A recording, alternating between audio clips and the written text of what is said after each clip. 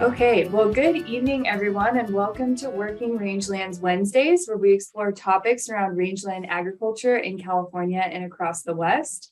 This is the fourth webinar of our second series, which is focusing on managing drought in 2022. The first series we hosted the summer of 2020 also focused in large part on drought management.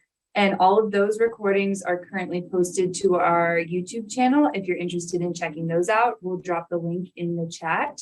My name is Grace Woodmansey, and I'm the Livestock and Natural Resources Advisor for Siskiyou County Cooperative Extension. And I'm Leslie Roach. I'm an Associate Professor of Cooperative Extension and Rangeland Science and Management at UC Davis. And I'm Dan Macon. I'm the Livestock and Natural Resources Advisor with Cooperative Extension in Placer, Nevada, Sutter, and Yuba counties. So just a couple things before we get started. We are recording this webinar and it will be posted later on our YouTube channel. And for our live webinar participants, we ask that you use the Q&A feature to type your questions. That's located at the bottom of your screen. And we'll be monitoring the Q&A for questions. We'll have time after the presentation to get to those. So tonight's discussion is about culling versus feeding drought strategies with UC Cooperative Extension Livestock and Natural Resources Advisors, Jeff Stackhouse and Josh Davy. Jeff is the Livestock and Natural Resources Advisor serving Humboldt and Del Norte counties since 2013. And is based out of Eureka, California. Jeff is a Northern California native with research interests in practical, cost-effective improvements in herd health and vegetation management on private lands. Josh Davy is the Livestock Range and Pasture Advisor for Tehama Glen and Colusa counties and the County Director in Tehama County. He started with Extension in Tehama County in 2004. And Josh is board certified by the American College of Animal Sciences, is a certified professional animal scientist specializing in beef cattle, a certified range manager through the California Department of Forestry and Fire Protection, and maintains a qualified applicator certificate through the Department of Pesticide Regulation. His education includes an MS in animal biology and a bachelor's in ag business with minors in animal science and business administration. And with that, I will turn it over to Jeff and Josh. Thank you for being here. So we actually titled this presentation Non-Working Rangelands, even though this is a working rangelands webinar, because we are assuming if you're watching this, you're in a situation where the world isn't working rangeland-wise. And we all know drought strategies come down to two main things. Do we feed them or do we sell them? And what we thought we'd try to do with this is give you a little bit of help in terms of making that decision. And previous webinars, Dan's gone over when do you pull the trigger, what timing might work for you, whether you're fall or spring calvers, and that information. So we're assuming with this, to not be redundant, that you are at the time of thinking through what am I going to do, because action is required, and it's required pretty quickly. So why do we even care about this in terms of having to do one or the other? And truthfully, it all comes down to reproduction. If we're going to keep these cows, or even part of them, in the future, we've got to ensure our reproductive success for the future. And just to give you an idea how important that is, it's 10 times more important than carcass quality. And even, we look at so much bull selection for growth and calving ease and what happens in between, and trying to match environments and everything else. But them just getting bred is 5 times more important than growth. So when we're sitting at the coffee shop, we're probably better off to talk about what our conception rates or our pounds of weaning per cow exposed are versus just what our weaning weights came out to be. And I'm going to define this in a little bit, but essentially what I want to show you first is the importance of body condition score, meaning how much weight do we keep on that cow, and why is that so important? This is from research done at the Sierra Field Station, one of UC's research stations, over multiple years. And what it's essentially showing is what were conception rates. So we have all the way up here at around 90% versus down here that's hovering just over 20%. And on the bottom, we have what these body condition scores are. So a body condition score 6 is approaching on a cow with quite a bit of cover. She's not hugely excessively fat, but she has quite a bit of cover, as opposed to 2.5 or a 3, which would be considered pretty thin cows. And when you take a look at this, you draw a line right down through the middle, and at a body condition score of 3.5, we're just over 70% conception. And I don't know of a single person that can stay in business with that kind of a conception rate. We need to be more up here in the 90+ range. And if you look at this, this line starts to taper off and get a little flatter as we hit a body condition score 5. So a key to this in maintaining the herd for your future whatsoever is when you've got 85 days to get them bred so that she calves on cycle next year, she's going to have to be this fat to be able to pull it off. And Jeff will even talk about where that has other repercussions, not only in reproduction, but in the economics of when you actually decide you might have to cull some of the animals. And one of the things that we'll bring up in the presentation is age, and there may be, there is some importance in age, but it falls behind even our management in this, in that as we look at age and body condition in terms of breeding, age itself is not an important factor when you include body condition. But if you do take a look at age as it's related to body condition, the older they get, the harder it becomes for them to maintain an adequate body condition score. And so that's where age does matter into the future, is that they actually start to become thinner. And the other part that you'll run into is a reduction in weaning weights. Take a look here at age 5 to 7-year-old cows, where you've got the peak of what weaning weights are as opposed to 10-year-old cows, where there's pretty significant difference at 470 pounds to just over 400, maybe 410 pounds. So significant reduction in weaning weight as those cows start to get older. And so that'll be something we would look at in terms of culling as you go on to it. So what does that mean? How do we even look at them? And I'm showing you this for a reason, and on the next slide we'll explain why I'm explaining body condition score in this manner. Picture this being the entire rib cage of the cow. So she'd have a foot here, she'd have a neck and ears coming out here, and a tail somewhere back here, and a couple of legs down there. So what we see is this is the minimum of cover that it requires for a cow to be on the bottom of a body condition score 5. So again, once you drop below this, you are starting to hit in the area where you're going to have reproductive problems, and as Jeff will show you later, probably some economic problems if you actually go to market her. What you see is, if this is the whole rib cage right here, the bottom end of a body condition score 5 shows 2 ribs. You can see the last 2 ribs. You cannot see the third rib or any others in front of that. It is just the last 2 ribs. You do not want to fall any lower than that. So if you start seeing one, you know they're going backwards and you're starting to get in a critical time. You can survive this, but you can't survive anything less. And why do I explain it like that? Here's a picture that I've pulled up from manuals trying to explain body condition score. So a 2 is obviously thinner than an 8. But when I look at this, I go, this cow that's a 5 here in their manual for body condition scoring, she looks a lot fatter than a cow that's a 7, where I can see all these ribs. And that's why I go back to, if you can see 2 ribs, it's the bottom end of a 5. If you can't see them, then you're at a 6, and you have to start getting fat over tail heads and excessively to hit into these 7s. I see ribs here.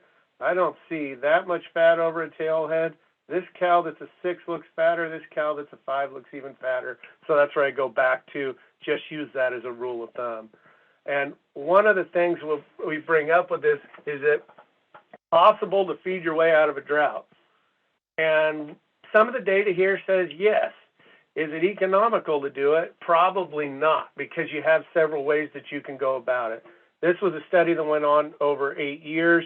I'm just going to give you the quick results of how it kind of shaked out. They had 2 stocking rates in the trial. The rates were medium, which was a pretty light stocking rate, and high, which used most of the forage available. So when it got dry, it pushed the ranch. And then there were 3 different supplement strategies. So there was one where everybody in that group got supplemented, regardless of what they looked like and regardless of what forage conditions looked like at that time of the year they got it. There was strategic, where they pulled cows that were that were less than that critical body condition score 5 level and fed only those. And then there was a true control where they didn't feed anybody. And I think this is what points out that's kind of interesting in looking at these decisions of feed them versus keep them. If you look at this is probably the medium stocking rate, no supplement, heavy versus medium being the blue curve here, and the red curve being the heavy stocking rate. So they never supplemented them, and they fed the ranch off and pushed it to its highest limit. And you saw that reduction in the pregnancy rate. Here we're not quite at it. We're probably at 83%, as opposed down here to 65, which the ranch now shuts down. And we didn't even gain anything because we're going to get no calves out of these guys down here, as opposed to stocking the ranch a little bit lighter. This slide I thought is kind of interesting, where it's not practical to go gather cows and pull all the body condition scores that are less than a 5 out of the herd. But it's practical to know if you did feed them, could it work? And the answer is yes. You can help those lighter cows and bring them up closer to what they would otherwise have been in a medium stocking rate. Whether you can afford it or not, we'll kind of get to. And then looking at those that were supplemented, where the whole herd was supplemented, and it even did help a little bit, even on the medium stocking rate. But I think what we're kind of going to end up showing you in this presentation is here's where you probably want to be, especially with this day and age, and looking at these feed prices. So I balanced a ration a month or 2 ago for a guy that was looking to feed some steers. These are the feed prices that I got from the local mill that were at real time. And as you can see, they are screaming high. Look at $600 barley, like corn at $561, alfalfa at $400. Even the grass hay he had was $375, and the rice straw was over $100. That didn't get in here. But one thing you can consider in other years, in terms of supplement, that especially might be handy for a dry cow, is I'll look at this. This is a rice straw trial that we did, where we looked at ammoniating the straw. We significantly raised the protein content of the straw, and that led to a significant increase in the consumption of the straw. Dan Macon's on the call. He was worked on that trial with a research team of livestock advisors here in the Valley, and really took that from a product that was unacceptable to one that would probably do some good for a dry cow, particularly when you look at the overall cost of these feeds. So just to give you an idea of what that means in terms of figuring out a supplement. So I plugged all of those feeds into a ration program that UC has called Taurus, where it will balance out the least cost ration with all the feeds available and spit out to you what you should put in the ration. So what's in this ration, who cares? But because essentially what I'm trying to show is the cost that it was. So this, when I ran this, I did it for a 1,450 pound cow. I didn't even care if she gained. I just wanted to keep her lactating. And I plugged her in as a moderate milk production, which this day and age is moderately found anymore. We might be trending back to it in the future, but we've chased so many other traits that's getting dwindling some. Take a look at what it costs to do that. This is the least cost ration based on the commodities we have available today. $8.55 a day to feed her. We can't do that. And when we look at it, we see the stark energy requirements that she has lactating. if you look at this as kind of the classical chart where you look at, okay, here's what it takes for her to walk around and survive. Once she calves, this line right here shows the added TDN in pounds, so TDN being energy, of what it requires for her to be in her diet, for her to be able to lactate and maintain that calf. And then look at the sharp contrast of what it would be here if we weaned it. So when Dan talked about the early weaning trial, why was it important and why did they gain 1.5 body condition scores? Because of this drop. They went from right about here at the top to boom all the way down here. So a significant reduction in their energy requirement. And how do we see that when we look at it monetarily in terms of balancing a ration the same way we did for the lactating cow? It comes out to about $2.61 a day. So even that right now is probably above what we can afford to sustain, but it shows you $8 versus $2. It's quite a bit cheaper. So when we look at keep them versus culling, what's the first thing that's got to go? These guys. That energy requirement when we have no more feed is just too much for us to maintain and supplement. And Jeff will get to the economic ramifications of waiting too long and what that might mean. But if we take a look at today's current market, these guys, little bitty 4-weight calves right here, they've gone up in value a bunch this year and probably will for the next several years with how many cows have been culled in the western United States and even through the plains and that if we look through it now from Texas through Oklahoma and Kansas. Those little 4-weight steers are worth over $800. And in some cases, some of them this year in Orland are going for $950. So the economics change a little bit in that it really is worth taking a look at sending those guys a little bit younger, and we can probably make as much or more than we did carrying them through the whole season, even just comparing prices for a couple years ago. But when do you pull the trigger? Because there is something to keep in mind. When those calves are on mom, they're going to gain about 2 pounds a day. So you're talking to $4 to $4.50 a day. So 100 cow guy, he's making about $400 a day for every time that he waits to pull the trigger. But we got to look at the other side, and that's the cow side. Are we going to sell the cow, which is the next slide that Jeff will take over on? How much weight she'll lose is the answer that we can't give you in this presentation, because everybody's feed situation is going to be a little different. It's going to be a lot different if you're just out of feed as opposed to the feed turned and the quality's not quite there.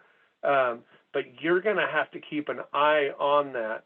And that's where the body condition part comes in so important, is it's important to get the habit of every time you go out and look that you see whether that weight is starting to fall back or not, because the second it does, it's pretty important to pull the trigger, because we already know the ramifications of this cutoff for the body condition score being below a 5. And we may be okay with getting there if we're going to keep her and thinking that we may be able to put weight back on a dry cow. But as Jeff will show, if you hit that line and you go too much, this little 2 pounds a day, as opposed to what you're losing on the cow for what the cow's worth right now, this is going to seem pretty minimal. So I'll let Jeff cover the next slide and kind of go over the next few slides and go over how much monetarily this is worth in looking at marketing these animals. Yeah, so my biggest question was, okay, so we're gonna have more cull cows than usual, and we know we need our body conditions to stay at 5 on our keepers. So I was like, okay, I'm gonna be smart and I'm gonna early wean my keepers and put them off to pasture with good body condition score on some low quality feed, so that way they can maintain until I get them bred. And I was like, but what if I took advantage of that $4.50 a day, left the calves on the cull cows and let the cull cows lose weight while the calves gained weight, and let them slide a couple body condition scores, so that way I can keep making my, my whatever it is, $1.98 to $1.60 or something, on those calves, right? So what if I could take them from this, early wean 400, the box on the green, the left side here, and we go from a $1.90 and we put 100 pounds on them and, get to that $1.73. What does that look like? And how does it compare to those cows losing? So I went through the last month of data at Orland Auction Yard, and the pairs are presented, the data is presented a little differently to where I want to loop back around to those pair numbers, but for now, let's not think about them directly. But I wanted to look at these early weaning at, say, 400 weights, early weaning at 500 weights, and then, a more standard weaning at 600 weight, and see what those price comparisons were. So what I did, because I didn't have enough data, I didn't have the data to be able to say an average. What I did was just took the bottom price for a weight and the top price for a weight and averaged them. And then what I did, so that was for the calves, pretty simple. What I did for the cows is a little different because they're boxed into low yield cows and high yield cows when the data comes out on the auction yard report. So what Josh and I decided was we would split the high yield cows into body condition scores of 5s and 6s. And we'd split the low yields into body condition scores of 3 and 4s. So again, I took the high value and the low value and got an average. And then I did like it wouldn't be an average, it'd be the mid-range. And then I took the mid-range value I got and averaged it with the high and the low, if you follow me, to where I got the quartile range. It's not perfect, but it is what it is. And I wanted to take the time to explain that these data are just rough ballpark numbers, but even in a rough ballpark, the next few slides really kind of open your eye as to how much losing weight on those mother cows is costing. Go ahead, Josh.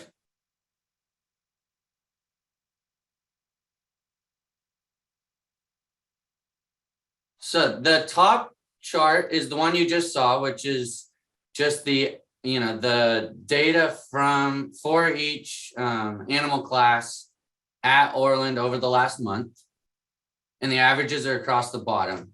And then the arrow drops down and gets you to what the total dollar value is of those animals. So your take home dollar. And as you can see here, your 400 weights, you're averaging $857 a head. And then you get up to your, high yield body condition score of 5, you're getting, $1,350 a head. So this is where I don't have the ability to compare that with the pairs because I don't have any data on the pairs in terms of what their body condition scores were or the size of their calves. But just kind of eyeballing this, you're like, okay, I could, early wean a calf, sell it for $850 while I still have good body condition on a cow and sell her for $1,350. I'm putting more money in my pocket than, potentially pairs are going to cost me to buy. So right there, I'm seeing, okay, this is interesting. I don't have enough data to really now analyze it, but it's something to think about of ditching those cows. And obviously that costs, there's other costs associated with that in terms of, do they know the ground? What are your genetics? Things of those nature. But it could be ditch them now and buy them later. But there's some tax implications with that Josh is going to touch also. But what I wanted to get back to here was back to my initial thought was, okay, we have a cow with a body condition score of 6, and we want to cull her because she's hot-headed or whatever the reason is. But she's got a good calf. What if we keep her and try to get that calf up to a 500 weight? So we are making $950 instead of $850 and have her drop down to a body condition score of 5. So for the body condition scores in this table, you can see on the bottom where I have the asterisks, I'm calling a cow with a body condition score of 6, 1,500 pounds, and a body condition score of 3, 1,200 pounds. So each body condition score, we're losing 100 pounds for the sake of this little math exercise. So Josh, you want to take us to the next one? So again, this is the same chart on the bottom as we had on the last slide, but how does that convert in terms of how much more money could we be making going from a 450-pound calf to a 550-pound calf? So as you can see, that jump, we're going to make an additional 90 bucks essentially. And then the jump from going from a 550 to a 650, we make $1.35. But what is that costing us to go from a body condition score of say 3 or 4 to 3, or from 5 to 4 or 6 to 5? And as you can see, you're making 90 bucks, but it's costing you 250 bucks. And likewise, you're making 135, you're losing well over 200. But some of you may be thinking, oh, my biggest cows aren't 1,500 pounds. My biggest cow is 1,200 pounds. So I don't think, I still think it'd be better to hold on to them. Well, I ran it for 1,200 pound cows just to do a comparison on this next slide here. And as you can see, even if we go to a body condition score of 6 with a 12 weight, and our body condition score of 3 is a tiny little 900 weight that's skin and bones, we're still losing more on those cows losing body condition score than we are gaining weight on our calves in today's market. It honestly, doing this analysis was awesome because I didn't expect to get these results. But I think that's kind of the value of taking a couple hours and sitting down and thinking through these steps, and then coming back to the reproductive stuff that Josh was talking about. And really, it doesn't matter if you're going to sell her as a coal or keep her as as a cow in your herd. She needs to maintain that body condition score when it comes down to the bottom dollar for the ranch. So that was the extent of my little math exercise. And feel free to ask questions and bring me back here if I lost you anywhere along the way. I think that is of huge value in terms of thinking about this to make your decision, because back at it, yeah, they are gaining 2 pounds a day, and there's cash in that, but we can only keep them as long as that cow's not losing weight. So it goes back to the theme of this workshop, where it's saying back to a proactive and then a reactive approach.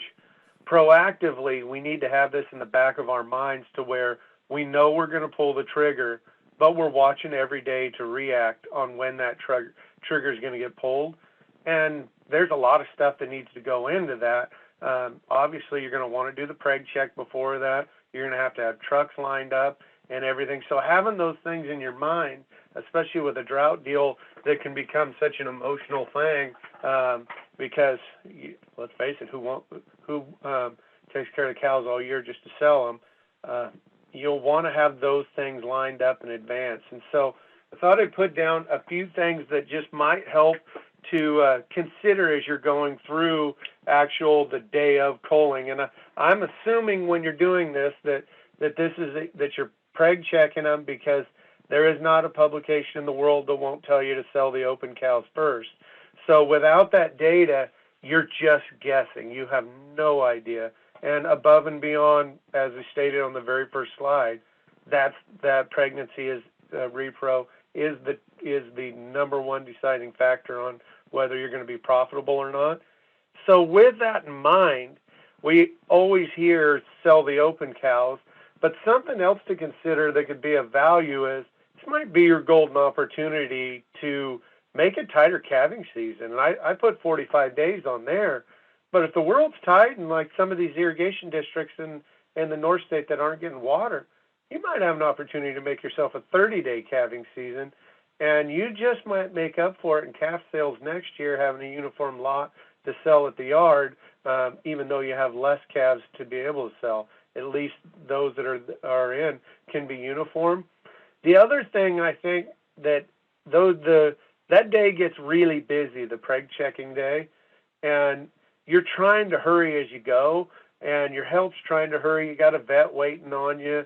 You're trying to make sure you get all your numbers written down and vaccinate the ones that you're going to keep.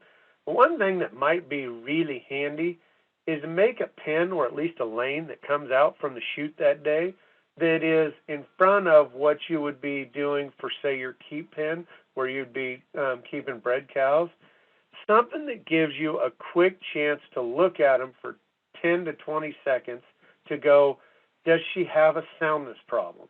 You don't want to keep the cow that can't walk just because she's bred 90 days. And having a method to be able to do that when they're not with 100 other cows in that pen just makes it quick and easy look for you to be able to do that and then send them one way or the other. And then, of course, you'll have your list of who goes out for dispositions and calving problems and all of that kind of stuff. But this is also where when we get down and there's more numbers, we've got our calving season tightened, and those slides I showed you at the beginning, boring graphs serve a point, and that point is that we are losing productivity at once we exceed 10 years of age. We're losing in weaning weights. We're losing it in her ability to keep body condition. If you find the ones that you know and you can mouth them and you know she's staying thicker, probably ones to start thinking about, if I am going to keep a replacement heifer, it should be out of her. And then the other part is, if you are sending cows, don't forget about these bulls. A 2,300-pound bull at $1.19, he's providing a pretty good salvage value, enough that he might buy 3/4 of a younger replacement when you do restock. So don't wait for them till later. They definitely can benefit from going now. And then other things to think about, and I just started jotting down on this left-hand column what it costs to keep a replacement heifer.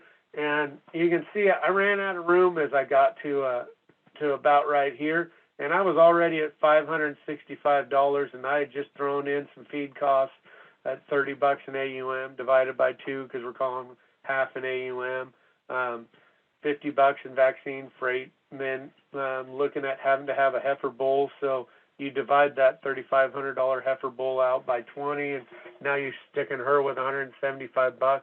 What if you don't actually keep 20 replacement heifers or more? Now that cost is going up. So I'm touching on a value of $565, and I haven't even looked at the opportunity cost of what if I sent those replacement heifers. So those numbers Jeff was talking about, $800 to $950. You can very well tack that on to this $565 value, as opposed to what if you looked at purchasing replacements, and you do have to go through and look at, do the cattle know the country? Are they uniform? Meaning, if you buy something, is it going to fit with the cattle that you currently have? Disease resistance, they've been there, they know the country, they've seen that Mannheimia or the Pastorella that you've got. But there is some economic incentive in taking a look at buying other cattle, particularly in the future if you're somebody that has more grass than another guy that's selling them. Where you look at that $2,000 pair, and you figure at the end of the season you're going to sell that calf for $900. That cow's now $1,100, so she looks a little more appealing, as long as she matches what you're looking to do with her and what you already have. And then another thing that's critically important is chatting with your accountant on this, because if you're selling those breeding stock, you do have a chance that they fall into a pretty significant capital gains.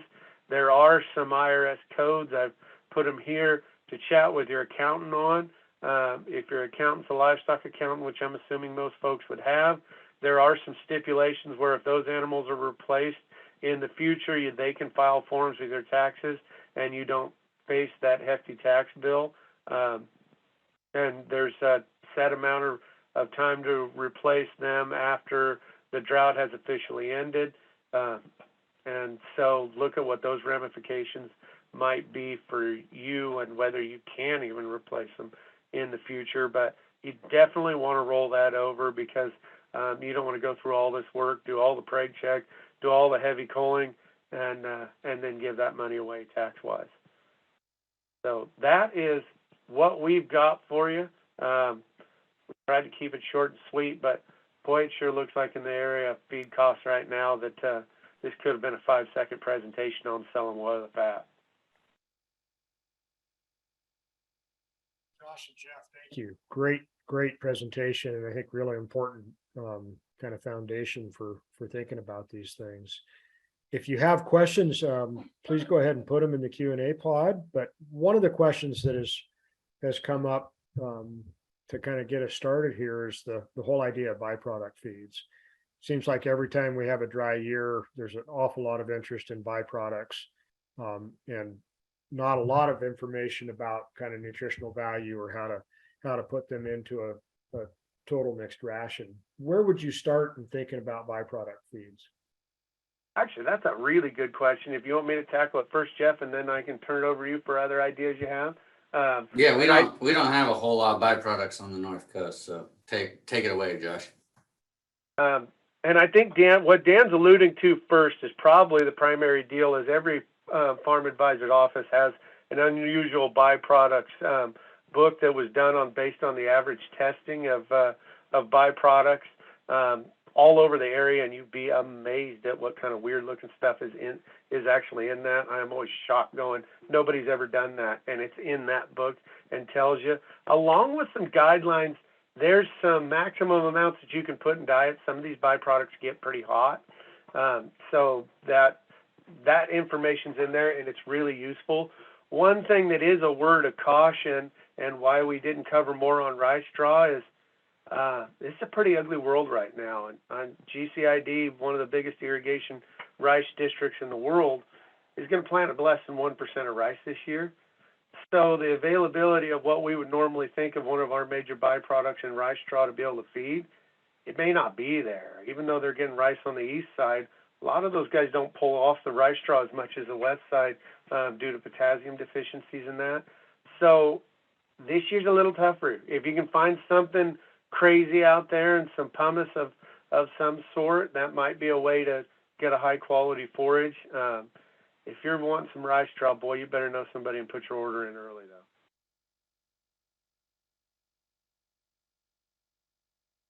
Jeff, anything to add from kind of the North Coast where the byproduct market maybe isn't as well developed? No, I mean, the only thing that we're seeing up here this year that's different, I think, is we're seeing more marginal hay ground being made. But all that's being shipped south for the most part. So we're in such a unique position compared to the rest of the state, where we got all that late rain and our grass still wasn't in the boot stage. So I think we probably have more forage than we've ever had on this side of the hill. And I'm seeing some pretty strange things where like cull cows are coming over the hill to this side as like almost like stalkers. It's bizarre, but the cull cow prices are good enough that it's got to be making sense for guys to be doing it. The one other deal that I'd throw in, and I'll be quick, Dan, so we can get to go for it.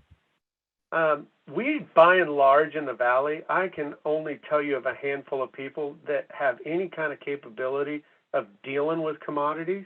I mean, yeah, grain might be cheaper, but how do we store it? How do we feed it? How do we meter it? And that kind of thing.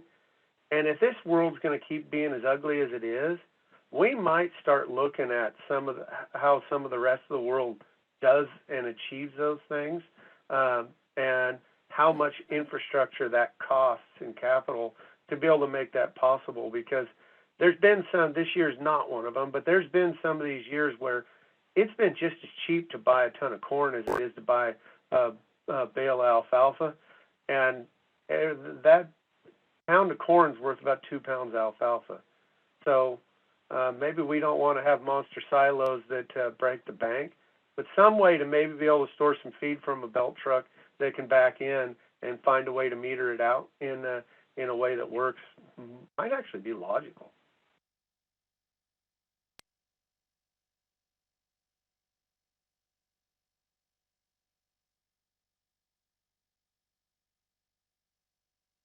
I think we lost Dan for a second there. Oh, there he is.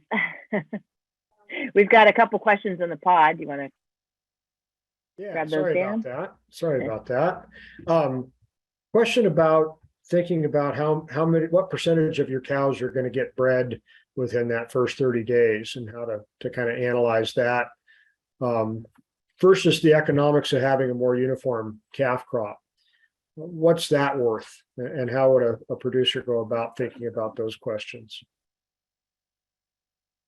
That's actually a great question. And the answer can really depend on how you do your management. So how many bulls do you have? And what things would you be willing to do to bump that up? Because I wouldn't even be afraid to do things like, it'd be pretty simple on day one of the breeding season to run all the cows through and just hit them with a shot of Ludolife. And you jump a lot of them up to day one, but you have to have the bull battery to be able to do that. So if you take a look at what that economics means to you, when you see those, actually, let's see if I can pull up a sale report. Yes, I did. So I can share my screen and do a sale report, and maybe it will give an idea of what it does. So this is what Jeff was talking about when he pulled stuff from Orland. So there's multiple things that'll go into whether you're selling your calves for this $1.70 a pound right here versus $2.26. Number one, are they the right kind of cattle? Or are they going to do well for the folks that are picking them up behind you? So that part you have to look at. Did you double vaccinate them? Because you're not going to be at this 226 if they haven't had 2 rounds of shots, and preferably one with a pneumonia. But the other part that's going to factor into this is the guy at the auction yard is looking to put a load together that he can haul out with a semi. He doesn't want to take a gooseneck load of calves home, because then he's got to hold those calves until he buys enough others to be able to put a truckload together. So your odds, if you have a bigger pen of 30 or 40 at least, that are all fall into the same weight range, your odds are a lot better of achieving this up here versus a lot that's got 2 or 3 that's may end up down here just because what's the buyer going to do with them? And a follow-up question for you both about that 30-day breeding success. What kind of cow to bull ratio would you be thinking about if you did those other things, if you tried to get them synced up and so forth? What do you think on how many bulls per cow, or how many cows per bull? You want me to do that, or you want to do it, Jeff? Well, I don't know. I mean, it depends a lot on your country, right? So if you're talking about some of the steep, anywhere in California, some steep, rugged country, you're going to need that ratio to be, potentially double. But I don't know, Josh, what are you thinking? Like,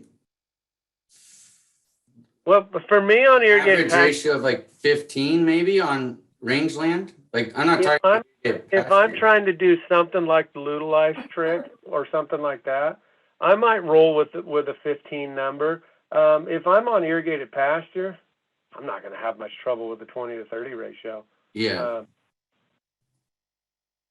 So that those are the same numbers I had in my head, Josh. Just one last question for you both. If somebody's going through this for the first time, what kinds of records should they be keeping? How often should they be body condition scoring their cattle? What are kind of the starting points for building the knowledge about your particular herd to make some of these tough calls? I can say what I would think, and my deal would be with this and going through it, and now dealing with multiple years of drought. I would make a habit in my mind of every single time I went out and checked cows that number one, I looked at their eyes to make sure they didn't have pink eye. I looked at their nose to make sure it's not running. Looked at their ears to make sure they're not drooping. And then I looked at their ribs to see what they look like in terms of condition score. And I may not have to mark it down on a piece of paper, but I'd sure like to get an idea of, I saw this set of 20 here, this set of 30 there, and when I left, I think we're around a 5.5. And maybe you do need to write it down officially at some point, but I sure get in the habit of that's what they look like. That's what the average condition score is of the cows I'm looking at. Now, every week that's checked on them, or a couple times a week, because that data that Jeff showed, it's considerable in the money lost by waiting to pull the trigger. Yeah, and then the other piece of that is some of our country in California, those cows do just fine during drought. Like as long as that fillery is up, it may, we may not have the rain, but those cows still have the body condition score.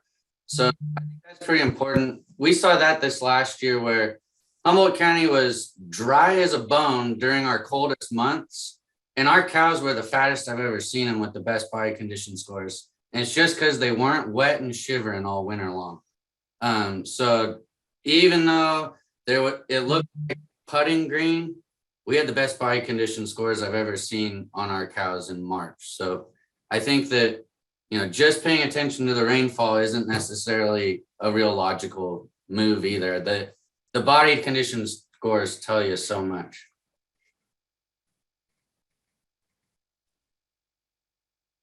And really, what I look at in the body condition is you can range from what I say, and it doesn't matter as long as your scale stays constant. Thanks, you guys. We've got another question in from Lewis. Can you briefly speak to the cost of impact to range condition over subsequent years when we try to maintain animals by bringing in feed after our pasture range is no longer sufficient?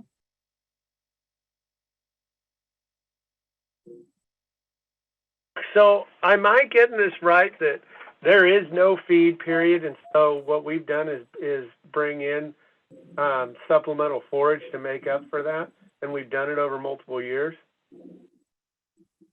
That's kind of the question. How do we quantify that? Yeah, and what would happen to your range condition over time if you were doing that? Like some of the trade-offs of that as well. I like this question because it brings up the one thing that we absolutely left out of this presentation, because we took this from a full-scale cow approach and never looked at what are we doing to the ranch if we keep them on. And this question is exactly that. We are absolutely destroying next year by taking every bit of cover off of that. Bare minimum, we want that 500 to 700 pounds in the North State. And Jeff, you're probably even more with as much rain as you get. But that not only dictates production next year, 500 to 700 pounds doesn't last very long next fall when we need that. So, yeah, I think that hits a huge point that it's a difference between, are you saving the ranch? Do you even have a ranch? I mean, you take that thing to dirt and it's just a fillery patch next year. It's lovely that it has that much quality, but boy, if there isn't anything for him to eat.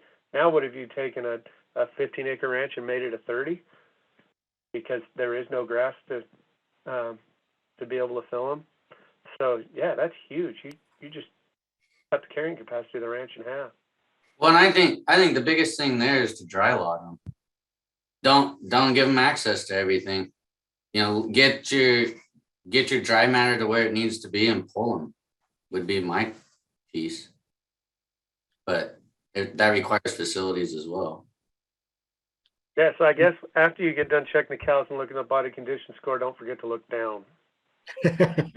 That may be even a bigger trigger than the cows falling off. And part of that gets to kind of the difference between full substitution feeding and supplementing a particular nutrient that may be lacking in the fall, for example, too, I think.